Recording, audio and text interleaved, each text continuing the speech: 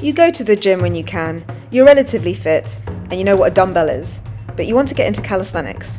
In this video, I give you a little taster of 7 different training sessions over the span of 2 weeks of my life. The frequency of my training is as follows. I currently alternate between 3 sessions a week and 4 sessions the following week. Each of my sessions lasts roughly an hour and a half, which includes a 15 to 20 minute warm-up. But I also have to juggle this with having a job and all the other random commitments that we have in our adult lives. I'm not a PT full-time, and I have a very sedentary job as I work as a developer. One of the many reasons I train calisthenics is for that element of play, so you'll notice in these sessions how they're quite random and sometimes sporadic and creative. Although it's important to have a training regime if we have specific goals we want to ascertain, it's also important that we enjoy our training. I definitely do, and I've noticed an increase of strength and skill acquisition, so I must be doing something right. On this day, I wanted to target my abs, and if you know me, you know my favourite workout to target abs is the toes to bar that I am displaying here. I did several toes to bar exercises before going straight into pull-ups and performing 4 pull-ups. Then I had a 60-second break and did exactly the same thing again, so it's basically an EMOM. I managed to last 4 rounds before I couldn't take it anymore, and my abs and shoulders were on fire.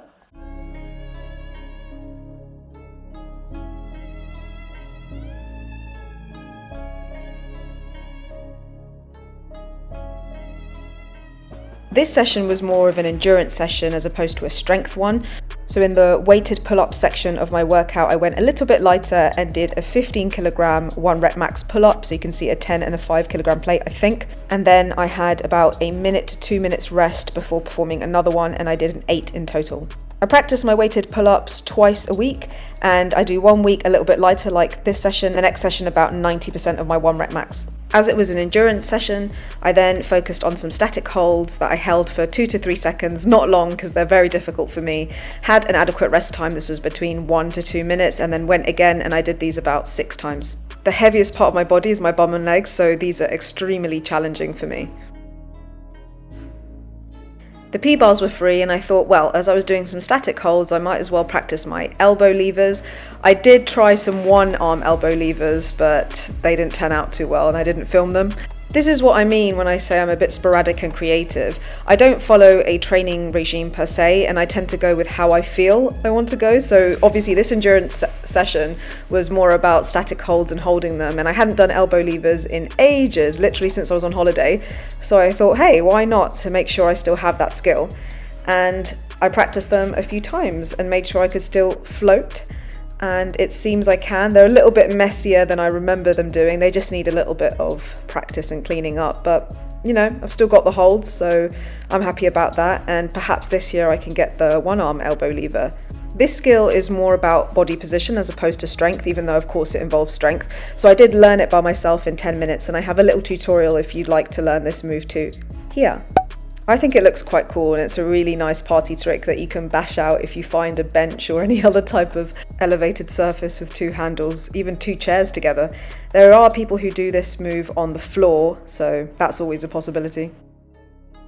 This video is specifically to show you the calisthenics part of my training, which takes up most of that 90-minute training session. However, I thought I should include the fact that sometimes my sessions have 20 minutes, even up to half an hour of doing the generic, normal gym exercises that you would see people that go to the gym do, such as using the cable machines, dumbbells and barbells. And I use these exercises as supplements to my calisthenics because they also increase my strength. They allow me to focus on specific muscle groups or even target specific muscles for me to work on and get stronger. So I thought it was important to add these in, as they are a crucial part of my training sessions in order for me to get better at calisthenics.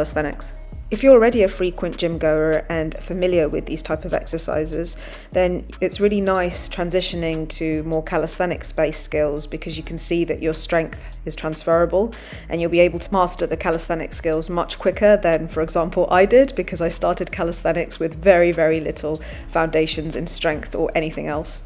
It was a DEXA scan that finally convinced me that I had to grow some muscle. Before that, I was a cardio bunny running everywhere. I had no upper body strength, and the cross trainer was my favourite machine. In my second session, I focused on explosivity by starting off with high pull-ups after my initial 20-minute warm-up. I only do 1 to 2 of these in a row before taking a little break. Go on, girl! They take up a lot of energy, but I'm hoping to get stronger and faster, to get higher above the bar. I remember I did quite a few pull-ups in this session, but they weren't filmed. So I did one set of 15 pull-ups in a row, which is my current PR. And then I did 2 to 3 more sets of endurance pull-ups before going back to core, as you can see, hanging L-sits. I'm swinging quite a lot here because they are quite challenging. But core is essential to calisthenics in almost every skill you learn, so I spend a lot of time on my core, and also it gives you really cool abs. This exercise where you're doing one leg, toes to bar essentially, is much more challenging because it's very difficult to not swing wildly as you're lifting one leg up at a time. So I mix it up by adding a toes to bar in between the one-legged lifts, but yeah, pretty challenging, and I need to practice more of those. I spent the rest of the session just playing around and having a little bit of fun. I attempted different shapes on the bar by including some pull-ups, some tucks, and this was all about the endurance of doing static holds and exercises on the bar without letting go. So you can see here this included toes to bar, L-sits above the bar or hanging on the bar, dead hangs, tucks, and I wanted to see how long I can maintain this random set of exercises while hanging on the bar. So you can see I tried this out about 3 or 4 times and lasted roughly 45 seconds to 60 seconds just playing around on the bar. The reason I do this sometimes is because it inadvertently works all different types of muscles on the bar without me specifically targeting them. It also doesn't require any brain power because I don't have to count reps and sets. In my third session, it's possible to see the difference of how sometimes I can be a little bit more deliberate with my exercises. So this was one where I had a specific number of reps and sets to do. And again, I'm targeting my core. I do a lot of L-sit hangs, as you have probably learnt by now. And this one was a specific 10-second L-sit hang where I am trying to target my form. I can hang for far longer, but I really want to ensure my legs are nice and straight during this time. And then I end the 10 seconds with 10 L-sit raises. I minimize my swing as much as I can, and I have a 60-second rest in between each set and complete 4 sets of these. Eventually, I would love to get an L-sit pull-up, and I find maintaining that L-sit hang quite challenging at the moment. I have to take very small inhalations and can't take big breaths or I lose my position. This is an excellent exercise to include if you want to get rock hard abs and get your core super strong. If you had any doubt how strong your core is getting, then you can give it a few punches as well and feel how solid it is. With all the pull-ups I do, you do get quite tight lats. So once a week, I like to incorporate some dead hangs into my routine, especially one-arm dead hangs. Not only are they more challenging, but I feel they give a deeper stretch into the lat. Here I'm counting to 5 using my fingers just because once you do so many reps of these, you can lose count, just to ensure that I am hanging for 5 seconds with each arm. And again, I try and do this for as long as I can. Sometimes I find that dead hangs with one arm are even easier than 2 arms because it gives your opposing arm a rest before going back again. So these are quite fun to do. It may surprise you to know as well that I train without using chalk, or magnesium as it's called colloquially in other countries. But yeah, I don't tend to sweat a lot from my hands, and I'm lucky that my grip is quite good. I've got longer fingers to palm ratio, so I can really grip around the bar well. But if you do have a larger palm to fingers ratio, or you tend to have sweaty, clammy hands a lot of the time, then liquid chalk is fantastic when getting into calisthenics and learning how to do pull-ups and endure a lot of time hanging on a bar. I end on a cheeky pull-up and then feel oddly proud that my hands aren't as sore as I thought they'd be after hanging for so long. I practice my weighted dips and my weighted pull-ups in the same format, so I try to get 2 sessions in at a relatively close space and time. One session where I go slightly lighter and one session of weighted dips and weighted pull-ups where I go slightly heavier. I can see from the smaller plates this is my lighter session. Not quite sure how much I am using here, but I do 5 sets of however many reps I can do with the weight that I'm dipping. I do stop because I have a tendency to swing sometimes and that ruins my form, so if that happens I stop, recompose myself and then carry on.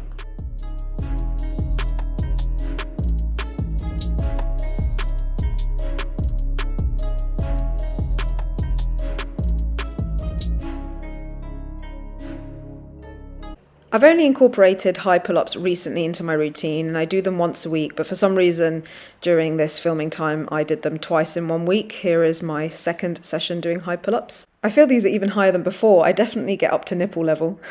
There is a still as proof. But yeah, like I said before, these are around 1 to 2 high pull-ups in a row using a swing and my legs at the moment until I gain enough strength to isolate that part and just use my upper body. And again, I do these for 10 to 12 rounds with a few seconds rest in between. With calisthenics, I always want to focus on increasing my strength to acquire new skills, but also my endurance in the bar that's going to also complement that increase of strength. So you'll see me do a lot of EMOM exercises. That's where I do an exercise for every minute on the minute. This one I made up again, which is where I do 1 pull-up, change my hand grip position to whichever way, do another pull-up, and eventually go around the bar for 360 degrees before taking a break and then starting on the next minute. I think I do about 6 pull-ups here before I complete a whole 360 degrees round. And again, this exercise is great, just like the one that I did when I was playing around in that session, because I'm working so many different muscles that I need for my upper body in all the grips available that I can do when hanging on a bar. It's a way of being slightly more creative and mixing up the more foundational exercises of calisthenics, such as pull-ups, to make your workouts a little bit spicier.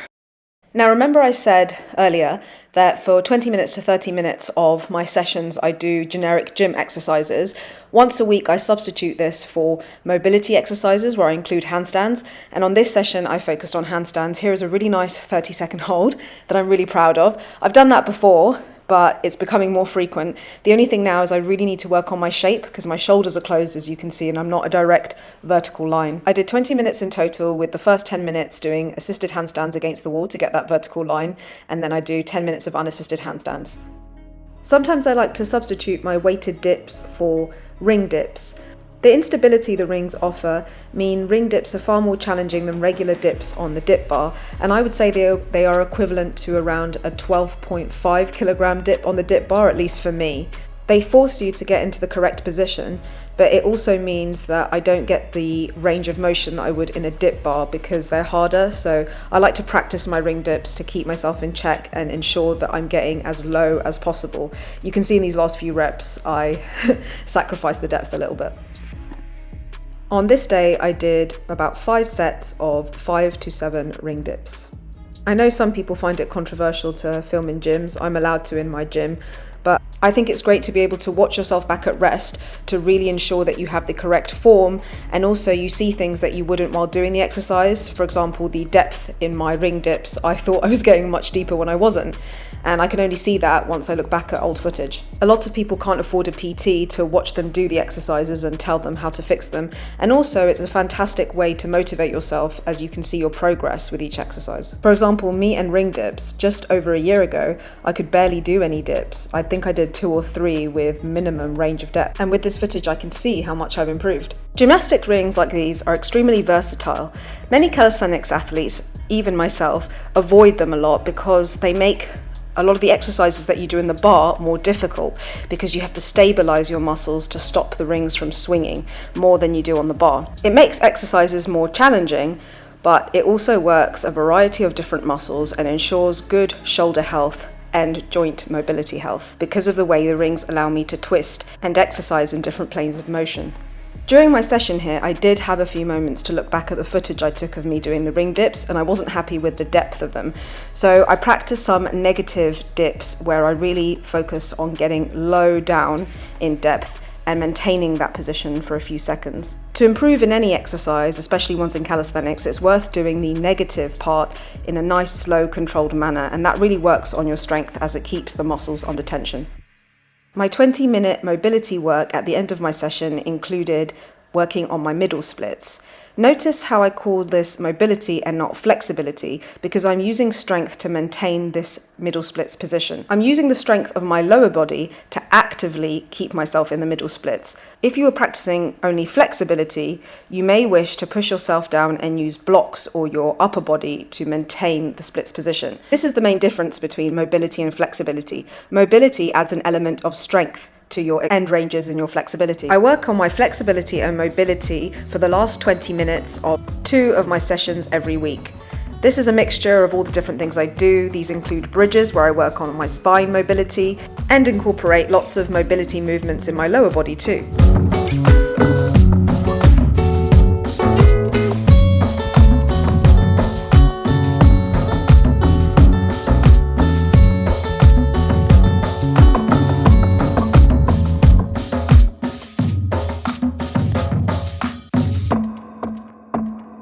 Okay, this session was a strength session. After doing one high pull-up and getting pretty high, I decided I was feeling quite strong, and for my second session of the week where I do weighted pull-ups, I decided to use a heavier weight. Here you can see me doing a 1 rep max of 19 kilograms, which was my previous heaviest pull-up I'd ever done.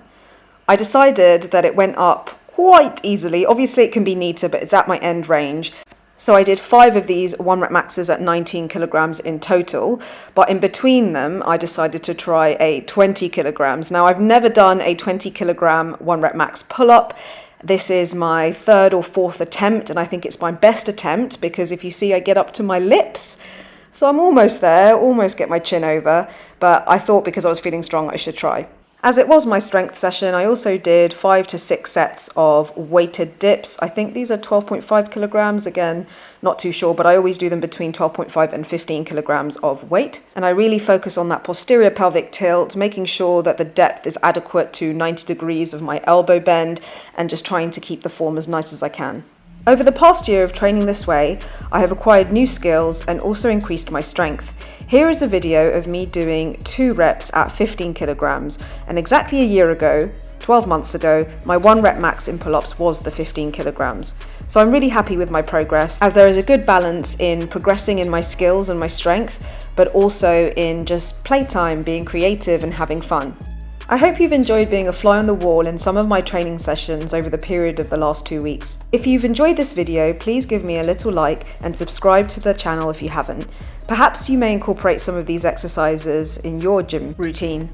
It's worth bearing in mind that this is only a snippet of 2 weeks of my training, but there are a plethora of other calisthenics exercises that I also train, such as pistol squats, push-ups, and lots of other ones. You can check out this video here, where I do an amalgamation of lots of different exercises in a random calisthenics park outdoors that I found on holiday. Ciao!